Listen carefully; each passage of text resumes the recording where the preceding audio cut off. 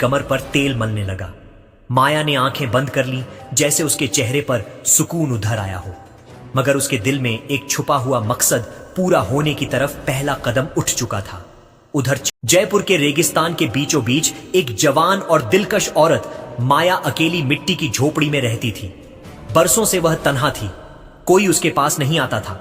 एक शाम जब वह रेत के बुलंद टीले पर बैठी थी, उसे दूर से कदमों की आहट सुनाई दी। जैसे ही वह उठी और झांका, उसने देखा कि एक बूढ़ा आदमी रामलाल रेत पर चलता हुआ उसकी तरफ आ रहा था। हाथ में तेल की छोटी शीशी लिए माया के दिल में अजीब सी हलचल हुई, जैसे सदियों बाद इस वीराने में कोई आया हो। वह बेसाख्ता पुकार उठी, सुनो, इधर आओ, मेरे पास आओ। रामलाल, जो धीरे धीरे चल रहा था, उसकी आवाज सुनकर ठिठक गया। फिर उसने कदम और तेज कर दिए। माया अपने आप पर काबू ना रख सकी और दौड़कर उसके पास पहुंची। जब वह टीले पर पहुंचा तो माया ने उसका बाजू पकड़ लिया। तेल की शीशी देखते ही उसकी आंखों में चमक आई, दिल में अजीब सी बेकरारी जागी। वह खामोशी से रामलाल का हाथ पकड़कर उसे सुनसान रेत के ढेर की तरफ ले जाने लगी। हैरत से रामलाल बोला, अरे कौन हो? कहां ले जा रही हो मुझे? हाथ क्यों पकड़ा है? माया ने कोई जवाब ना दिया, बस उसका हाथ और मजबूती से थामे रखा। दोनों एक ऐसी बुलंद रेत की चोटी तक पहुंचे जहां परिंदा पर ना मार सके। वहां रुकते हुए माया धीमी आवाज में बोली, तुम एक मालिशी हो। रामलाल ने सर हिलाकर हामी भरी।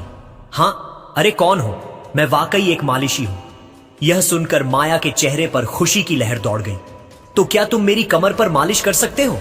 रामलाल घबराकर बोला, तुम्हारा दिमाग तो ठीक है, मैं तो सिर्फ मर्दों की मालिश करता हूं, तुम तो एक लड़की हो।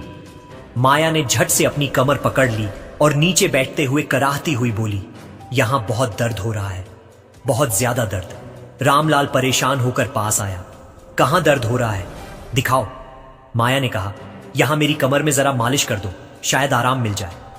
रामलाल कुछ पल ठहरा, फिर धीरे से झुककर उसकी कमर पर तेल मलने लगा। माया ने आंखें बंद कर ली, जैसे उसके चेहरे पर सुकून उधर आया हो, मगर उसके दिल में एक छुपा हुआ मकसद पूरा होने की तरफ पहला कदम उठ चुका था। उधर चारों तरफ अंधेरा छा गया। रामलाल उठकर खड़ा हुआ और रेगिस्तान से बाहर जाने लगा। माया घबराकर बोली, इतनी रात में कहां जाओगे? आज की रात यहीं मेरे पास ठहर जाओ। रामलाल ने देखा कि वाकई रात गहरी हो चुकी थी। वह ठिठक कर रुक गया और माया की तरफ देखने लगा। माया जवान और बेहद हसीन थी। वह बस उसे देखता ही रह गया। फिर बेख्तियार कदम बढ़ाए, उसके पास आया और आंखों में झांकते हुए बोला, ठीक है, आज मैं तुम्हारे पास ठहर जाता हूं, मगर यहां सोने की जगह कहां है? माया मुस्कुराकर बोली, जगह मिल जाएगी, बस तुम मेरे साथ सोने वाले बनो। यह कहकर उसने रामलाल का हाथ पकड़ा और रेत के टीले की तरफ चढ़ने लगे, जहां उसकी मिट्टी की झोपड़ी थी। जब दोनों झोपड़ी के पास पहुंचे तो रामलाल ठिठक कर बोला, यह तो बहुत छोटी सी झोपड़ी है, यहां तो सिर्फ एक ही आदमी सो सकता है। माया उसकी आंखों में देखकर बोली, झोपड़ी छोटी है, मगर यह रेगिस्तान बहुत बड़ा है, क्यों ना हम दोनों झोपड़ी के बाहर इसी रेत पर सो जाएं? रामलाल बोला, ठीक है, जैसे तुम्हारी मर्जी। माया ने फौरन रेत पर चटाई बिछाई और कहा, आओ यहां बैठो। रामलाल चटाई पर बैठ गया। माया भी उसके करीब बैठ गई। कुछ पल बाद उसकी नजर रामलाल के हाथ में रखी तेल की शीशी पर पड़ी, जिससे वह मालिश करता था। उसने रामलाल की तरफ देखा और शीशी की तरफ इशारा करते हुए मुस्कुरा कर पूछा, मालिश करने के कितने पैसे लेते हो? रामलाल बोला, जो जितना दे दे वही ले लेता हूं। माया ने फिर सवाल किया, और मुझसे कितना लोगे? रामलाल चुप रहा, कोई जवाब ना दिया। माया ने धीमी आवाज में उसकी आंखों में देखते हुए कहा, तुम क्या क्या मालिश करते हो? रामलाल ने साधा लहजे में कहा, जो जिसकी चाह हो वही कर देता हूं। यह सुनकर माया के होठों पर हल्की सी मुस्कान आई। वह उठी, झोपड़ी के अंदर गई और लकड़ियां लाकर आग जलाई। फिर 2 अंडे उबाल कर रामलाल के सामने रख दिए। रामलाल हैरान होकर बोला, इसकी क्या जरूरत थी? माया ने नरमी से कहा, यहां बहुत सर्दी है, ये खा लो, तुम्हारे काम आएंगे। रामलाल सवालती नजरों से देखता रहा, मगर चुप रहा। उसने एक अंडा खा लिया और पूछा, और तुम कुछ नहीं खाओगी? माया बोली, मुझे सर्दी नहीं लगती, ये तुम्हारे लिए है, तुम्हें जरूरत है, मुझे नहीं। रामलाल सोच में पड़ गया कि माया का असल मतलब क्या है, मगर कुछ समझ ना सका। उसने दूसरा अंडा भी खा लिया। तब तक बादल गहरे हो चुके थे। रामलाल वहीं चटाई पर लेट गया। माया भी पास ही दूसरी चटाई पर लेट गई और दोनों नींद की आगोश में चले गए। सुबह हुई। अभी रामलाल गहरी नींद में था कि माया जाग उठी और रेत के एक टीले पर जाकर अपना बाजू थाम कर बैठ गई। अचानक वह चीखने लगी, हाय मेरा बाजू, मेरा बाजू। रामलाल घबरा कर जाग उठा। आवाज सुनते ही भागता हुआ आया। माया कराते हुए बोली, मेरे बाजू में आग लग रही है, देखो देखो। उसकी आवाज में इतना दर्द था कि रामलाल के कदम और तेज हो गए। वह आते ही उसके पास पहुंचा और घुटनों के बल बैठ गया। नरमी से पूछने लगा, कहां दर्द हो रहा है? यहां यहां। वह उसके बाजू को आहिस्ता आहिस्ता छूने लगा। माया ने आंखें कसकर बंद कर ली और कराह कर बोली, हां वही जगह, बस वही। उसके चेहरे पर अजीब सा सुकून आ गया, जैसे रामलाल की उंगलियों के लम्स ने उसे किसी और ही दुनिया में पहुंचा दिया हो। रामलाल पूरी तवज्जो से उसके बाजू पर तेल मलता रहा और बोला, अरे कौन हो? तुम्हारे जिस्म में इतने दर्द क्यों छुपे हैं? लगता है जैसे बरसों से किसी ने तुम्हारा ख्याल ही नहीं रखा। माया की आवाज अचानक ठंडी पड़ गई, कभी किसी ने रखा ही नहीं। फिर वह मुस्कुराकर बोली, लेकिन तुम तो रख सकते हो ना? रामलाल चुप हो गया। दिल जैसे कुछ कहना चाहता था। कुछ पल वह उसकी आंखों में देखता रहा, फिर सर झुकाकर धीरे से बोला, हां अगर तुम चाहो तो मैं तुम्हारा ख्याल रख सकता हूं। अचानक माया उठी और तेजी से रेत के टीले के पीछे गायब हो गई। रामलाल हैरान होकर उसके पीछे भागा। जब पहुंचा तो देखा कि माया एक बड़े पत्थर के पीछे छुप चुकी थी। रामलाल इधर उधर ढूंढता रहा और तभी उसकी नजर उसी पत्थर के पीछे ठहरी जहां से माया छुप कर देख रही थी। रामलाल उसकी तरफ दौड़ा और बोला, अब यहां क्यों बैठ गई हो?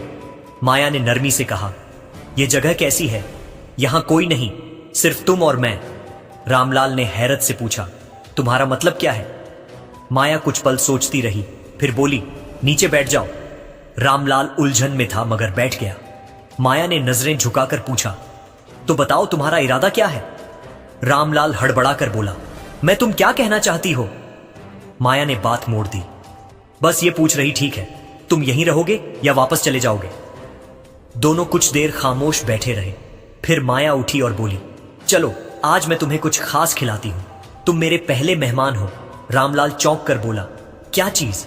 माया शरारत से मुस्कुराई, चुप रहो, ठहरो, सारी जिंदगी याद रखोगे। दोनों झोपड़ी की तरफ बढ़े। रेत के टीले पर सूरज की किरणें झोपड़ी के मिट्टी के ढांचे से झड़कर आ रही थी। माया ने आग जलाई और गोश्त का एक छोटा टुकड़ा निकाला। रामलाल चौंक कर पूछ बैठा, ये कहां से आया? माया ने पलट कर कहा, तुम्हारे आने से पहले भी कोई आया था? रामलाल के माथे पर बल पड़ गए। धीमी आवाज में बोला, फिर वह कहां गया? माया मुस्कुराकर बोली, चला गया नीचे रेत की वादी में, बहुत नीचे। रामलाल खामोश हो गया। कुछ देर बाद खाना तैयार हुआ। दोनों ने बैठकर खाया। अब शाम उतर रही थी और रेगिस्तान में ठंडी हवा चलने लगी थी। माया ने रामलाल का हाथ थामा और उसे रेत के बुलंद टीले पर ले गई। ऊपर पहुंचकर वह नीचे बैठ गए। माया ने सर पकड़कर बोली, आज तुम मेरे लिए कुछ करोगे? रामलाल ने नरमी से पूछा, बोलो क्या चाहती हो? माया कराते हुए बोली, मेरे सर में बहुत दर्द है, तुम मेरे सर की मालिश कर दो। रामलाल देर तक सोचता रहा, फिर धीरे से बोला, अगर इससे तुम्हें सुकून मिलता है तो मैं तुम्हारे हर दर्द को कम करने की कोशिश करूंगा। उसने उसके सर की मालिश की। कुछ देर बाद दोनों वापस झोपड़ी के पास आए। माया ने लकड़ियां इकट्ठी की और झोपड़ी के बाहर आग जलाई। दोनों आग के करीब बैठ गए। माया ने उसकी आंखों में देखते हुए कहा, क्या तुम अकेले हो? तुम्हारी बीवी नहीं है? रामलाल कुछ कहने ही वाला था कि माया ने फौरन कहा, हां तुम परेशान मत हो, दिल छोटा मत करो, मैं हूं ना तुम्हारे लिए। रामलाल यह सुनकर चौंक गया मगर खामोश रहा। दोनों कुछ देर आग के पास बैठे रहे, फिर वहीं रेत पर लेट गए और नींद की आगोश में चले गए। सुबह हुई तो माया चुपके से उठी और बुलंद रेत के टीले की तरफ चली गई जहां एक गोल दायरा बना हुआ था। वह उस दायरे के अंदर जाकर बैठ गई और सोचने लगी, जब मैं अकेली थी कम से कम चैन तो था। उधर रामलाल जाग उठा। जब उसने माया को पास न पाया तो वह उसी टीले की तरफ चल पड़ा। वहां पहुंचा तो देखा कि माया दायरे के अंदर बैठी है। रामलाल धीरे से पास आया और घबराकर बोला, क्या हुआ तुम्हें? यहां क्यों बैठी हो? माया ने झट से कहा, कुछ नहीं, बस यूं ही आई थी। पांव में थोड़ा सा दर्द है। रामलाल ने फौरन उसका पांव दबाया और झोपड़ी में ले आया। अंदर पहुंचकर उसने पूछा, यह सब क्या है? तुम्हें हर रोज दर्द क्यों होता है और रेत के टीले पर क्यों चली जाती हो? माया ने धीमी आवाज में कहा, यह मेरी सजा है और सब कुछ मैं तुम्हारे लिए कर रही हूं। रामलाल हैरान होकर बोला, मेरे लिए कैसे? माया की आंखों में कोई राज छुपा था, मगर वह कुछ कहे बगैर झोपड़ी से बाहर निकल गई। दोपहर हो चुकी थी। माया ने खाना बनाया और दोनों ने साथ मिलकर खाया। खाने के बाद चारों तरफ खामोशी छा गई। रामलाल ने मुस्कुराकर पूछा, कुछ ज्यादा तो नहीं खा लिया तुमने? माया ने जवाब दिया, तुम्हारे साथ खाना अच्छा लगता है। रामलाल हैरत से बोला, तुम अजीब हो, कभी भूखी जैसी लगती ओ और कभी यूं ही मुस्कुरा देती हो। अगले दिन गोश्त पकाते हुए माया मुस्कुराकर बोली, कभी कभी भूख पेट में नहीं दिल में लगती है। रामलाल चौंक कर बोला, तुम्हारी ये बातें अजीब लगती हैं, कहना क्या चाहती हो? माया ने नरमी से जवाब दिया, अभी कुछ नहीं, बस ये बताओ, क्या आज रात भी यहीं रहोगे? रामलाल ने आं भरकर कहा, तुम रोज यही पूछती हो और मैं रुक जाता हूं। जब तुम ठहरती हो तो मैं भी ठहर जाता हूं। माया ने नजरें झुकाकर कहा, शायद बेहतर हो कि अब तुम चले जाओ। रामलाल कुछ देर खामोश रहा, फिर पूछा, अगर चला गया तो? माया धीमी आवाज में बोली, तो वही दर्द लौट आएगा। रामलाल चौंक कर बोला, आज फिर कहां दर्द है? माया ने जवाब दिया, दिल में। रामलाल ने सोचकर कहा, इसका तो मेरे पास कोई इलाज नहीं। नहीं, माया शरारत से बोली, तुम्हारे हाथों में शिफा है, तुम्हें क्या मालूम? रामलाल हंसते हुए बोला, लगता है तुम मुझसे खेल रही हो। माया संजीदा होकर बोली, अगर खेलती तो तुम कब के हार चुके होते। रामलाल चुप हो गया। कुछ देर बाद माया ने आहिस्ता से कहा, चलो तुम्हें एक जगह दिखाती हूं जो अब तक तुमने नहीं देखी। रामलाल ने पूछा, कहां? माया बोली, रेगिस्तान की दूसरी तरफ एक छोटी सी गुफा है। दोनों रेत के उस पार गए। रामलाल ने गुफा में झांक कर कहा, यहां तो अंधेरा है। माया ने धीमी आवाज में कहा, इसीलिए तो पसंद है, मुझे ना कोई चेहरा ना कोई आवाज। रामलाल ने हैरत से पूछा, यह गुफा तुम्हारे लिए है? माया ने जवाब दिया, नहीं, यह मेरे मांझी के लिए है। रामलाल धीरे से बोला, तुम्हारे अंदर बहुत कुछ छुपा है। माया मुस्कुराकर उसके कंधे पर सर रखकर बोली, यादें उम्र से नहीं दिल से जुड़ती हैं। रामलाल बोला, तुम मुझे बदल रही हो। माया धीमी आवाज में बोली, नहीं, मैं तुम्हें वापस ला रही हूं।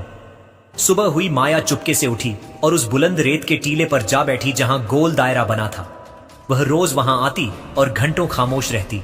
रामलाल नींद में बस उसके पास हाथ बढ़ाता रहा, मगर माया ना मिली। घबराकर वह बाहर निकला और रेत के दायरे की तरफ बढ़ा। करीब पहुंचकर बोला, रोज सुबह यहां बैठने की वजह क्या है? माया नरमी से बोली, यह जगह खामोश है और खामोशी में अपनी आवाज सुनाई देती है। फिर धीरे से कहा, आज मेरे बाएं कंधे में अजीब सा दर्द है, जरा देख लो। कल कमर में था, आज कंधे में। रामलाल मुस्कुराकर बोला, तुम्हारे दर्द का यह सिलसिला कब खत्म होगा? उसने माया के कंधे पर हाथ रखकर मालिश शुरू की। यहां थोड़ा नीचे। हां, यह जगह तो ठंडी लग रही है। यहां दर्द कैसा? रामलाल चौंक कर पूछ बैठा। माया मध्यम लहजे में बोली, कुछ दर्द जिस्म में नहीं होते। रामलाल खामोश रहा, बस हाथ चलाता रहा। माया ने आंखें बंद कर ली और बोली, जब तुम छूते हो तो सब कुछ थम जाता है। तुम तो सिर्फ तेल लगाते हो, मगर उसका मुंह पर इतना असर क्यों होता है? रामलाल हैरत से बोला, शायद तुम्हें अंदाजा ही नहीं कि तुम मेरे लिए क्या हो। माया चुप रही। रामलाल कुछ कहना चाहता था, मगर जुबान साथ न दे सकी। माया ने बात बदलते हुए कहा, चलो आज तुम्हें एक और जगह दिखाती हूं। दोनों रेत के टीले की दूसरी तरफ गए। पतली सी पगडंडी के पीछे दरख्तों के बीच एक पुराना चश्मा बह रहा था। रामलाल हैरत से बोला, यह जगह तुमने मुझे पहले क्यों नहीं दिखाई? माया ने धीमी आवाज में कहा, क्योंकि यह जगह सिर्फ उनके लिए है जो अपने अंदर बहने की हिम्मत रखते हैं। रामलाल बोला, आज तुम कुछ बदली बदली लग रही हो। माया पलटकर बोली, और क्या तुम हर दिन वैसे ही रहते हो? मैं रोज नया बनने की कोशिश करती हूं, मगर अंदर वही हूं जो कभी थी। रामलाल ने नरमी से पूछा, और वह कौन थी? माया ने नजरें छुपाई, वह जिसे खुद से नफरत हो गई थी। कुछ पल दोनों चुप रहे। फिर रामलाल आहिस्ता से बोला, यह सब तुम कैसे सहती हो? माया ने मध्यम लहजे में कहा, सहती नहीं। शायद इंतजार है, रामलाल बोला। किसका इंतजार? माया ने हल्की सी कम कंपाहट के साथ कहा। तुम्हारी खामोशी के टूटने का उसकी आंखों में नमी भर आई।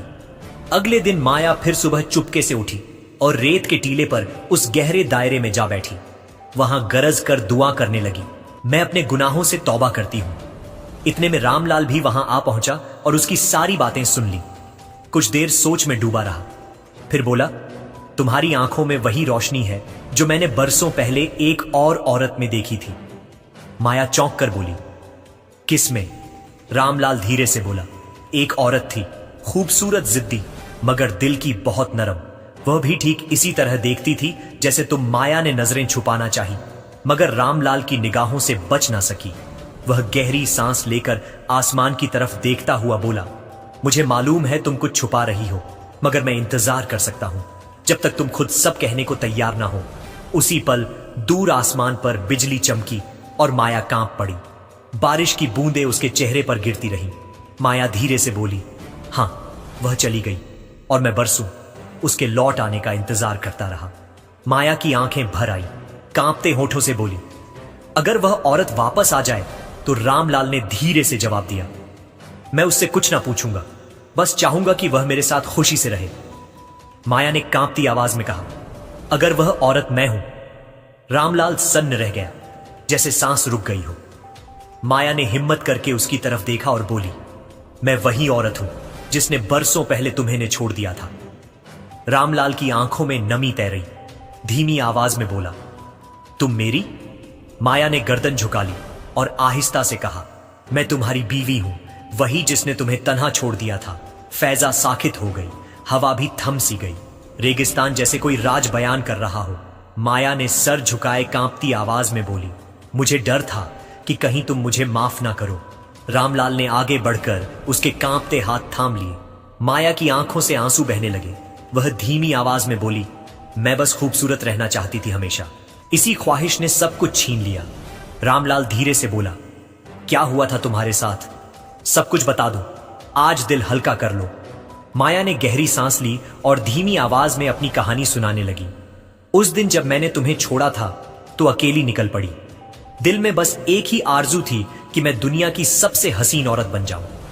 चलते चलते मैं एक वीरान रेगिस्तान पहुंची, जहां एक पुरानी मिट्टी की झोपड़िए में मुझे एक अजीब सी औरत मिली। वह एक काली जादूगरनी थी। माया के हाथ कांपने लगे। उसने कहा, अगर चाहती हो कि तुम्हारी जवानी कभी खत्म ना हो तो उसकी कई मत चुकाना होगी। मैंने हामी भर ली। रामलाल गहरी सांस लेकर सुनता रहा।